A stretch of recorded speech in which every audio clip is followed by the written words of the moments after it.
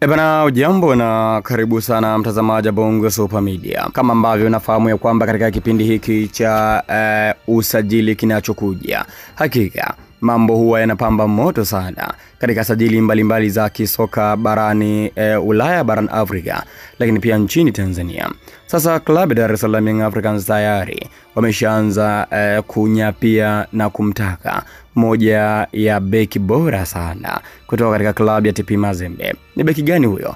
Utakwenda kufahamu ndani ya video hii. Cha kufanya ni kubonyeza alama ya kusubscribe ili uwe mtu kwanza kupata video mbalimbali kutoka hapa Bongo Super Media. Mtazamaji, na bila kupoteza muda, kama ambavyo tunafahamu kwamba mchezaji wa klabu ya Dar es Salaam Young Africans fullback ya kulia ya Ukwasi tayari amefanyiwa operation na atakaa muda mrefu sana nje. Hivyo basi klabu ya Yanga inaendelea na harakati za maboresho kuelekea msimu ujao, na safari hii wameelekeza macho yao kwa beki wa kulia kutoka DR Congo Ibrahim Keita aliyewahi kung'ara na TP Mazembe. Keita mwenye umri wa miaka 23 ambaye ni fundi wa kuendesha mipira pembeni, ana stamina kubwa, anatarajiwa kuchukua nafasi ya Yao Kwasi ambaye ameripotia kwamba anaweza akasalia ama akaondoka kutokana na kufanya upasuaji na kukaa nje kwa muda mrefu zaidi.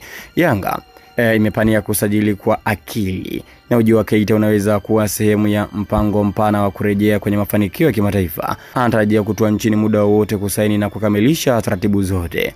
Ikumbukwe tu ya kwamba Keita ameshamaliza mkataba na klabu ya TP Mazembe, kwa maana huyo anakuja free kabisa, kwa maana yake signing fee yake anapata yeye mwenyewe. Mazembe hawalambi unga.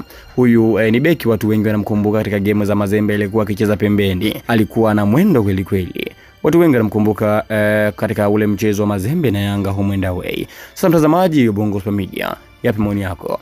Vipi? Yanga wamvumilie Yao Kwasi apone ama walete hiki kifaa mambo yaendelee kuwaga? Andika maoni yako hapo katika sehemu ya comment.